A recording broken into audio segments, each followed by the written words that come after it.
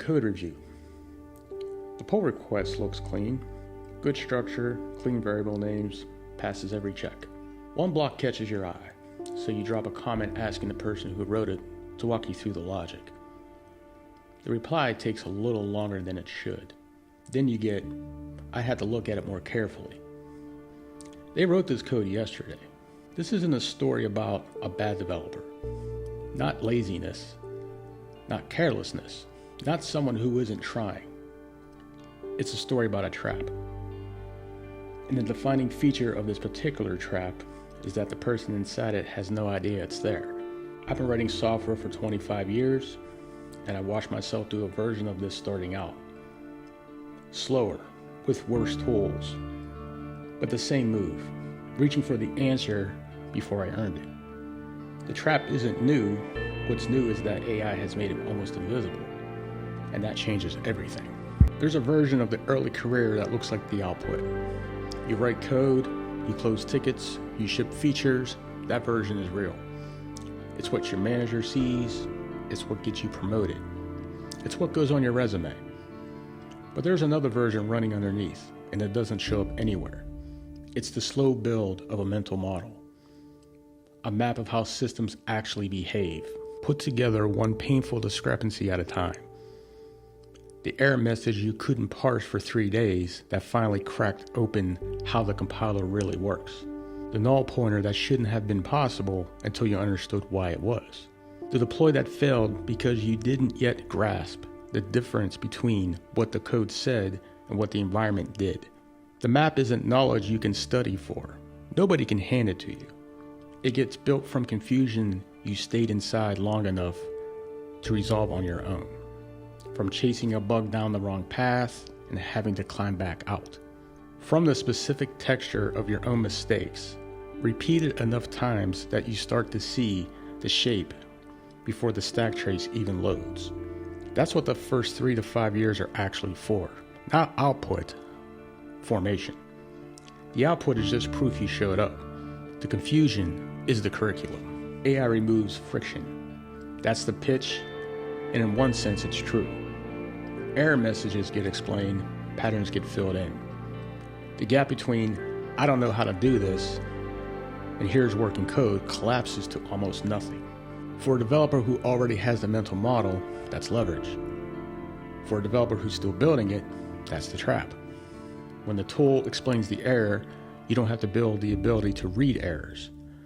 When it fills in the pattern, you don't have to build the instinct for why that pattern and not another. When it closes the gap between confusion and working code before you sat in the confusion, you get the output without the formation. And the formation is the part that doesn't come back later. AI isn't making junior developers atrophy. Atrophy means you had the muscle and lost it. Juniors aren't losing anything. They're not forming it in the first place. Those are not the same problem. A senior who leads in too hard on the tool starts to dull the judgment they spent years building. That's recoverable, the same discipline and same honesty.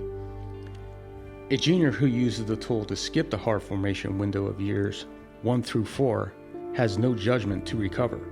They have a gap where the judgment was supposed to go, covered over by code that works until it doesn't. The code review I opened with is the most visible version. It's not the only one. There's the incident call where someone who's been shipping production code for 18 months freezes when the system does something unexpected. Not panicking, they just have no map for the unfamiliar failure. They've closed hundreds of tickets and never once had to trace something broken by hand, because the tool always pointed the way before they had to find it themselves. There's the architecture conversation where a developer 3 years in can't say why they made a structural choice beyond it seemed right. In year 1, that's fine. By year 3, it should have turned into something you can defend. The judgment that produces a defensible decision is built out of the exact confusion they were allowed to skip. And there's the code that looks flawless and by every measure you can put on it is.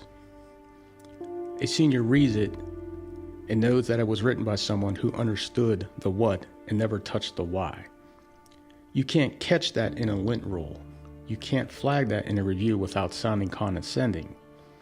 but you can see it.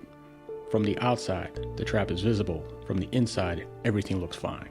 The Stoics had a practice of choosing the harder path on purpose, voluntary discomfort, deliberately refusing the easy route when the hard one is what builds something real.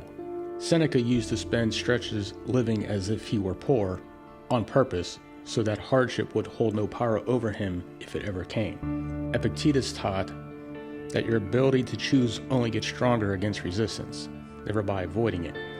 This was never about suffering for its own sake.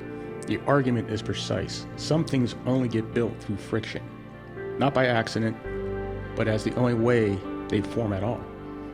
The confusion isn't a speed bump on the road to competence. The confusion, faced honestly and stayed with long enough to resolve, is how competence forms. So the early career developer who uses AI to route around confusion isn't being efficient. They are being quietly robbed of one of the conditions that produces the mental model they'll need for the rest of their career. Every time you reach for the tool before you really try to understand what the error is telling you, you're making a small choice against your own formation.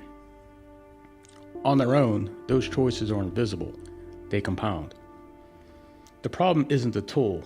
The problem is a tool built for leverage before you have anything to leverage. There's a real version of this that works early in a career. Use it to understand a concept after you fought with it, not instead of fighting with it. Ask it to explain a solution you already attempted. Treat it as a check on your thinking, not a replacement for your thinking. That takes one thing the tool can't install for you: the discipline to choose the harder path when the easier one is sitting right in front of you. So the question I put to anyone early in, this isn't whether to use AI. That's the wrong question, and anyone who frames it that way is selling you something. The question is, when you are confused, what do you do with that confusion? Because that's the decision that compounds. Do you sit in it long enough to build the map, or do you hand it off before the map can form? Do you learn to navigate the system, or do you learn to ask something else to navigate it for you? 30 years from now, you won't remember the tickets you closed. You won't remember the output. You'll have the judgment, or you won't.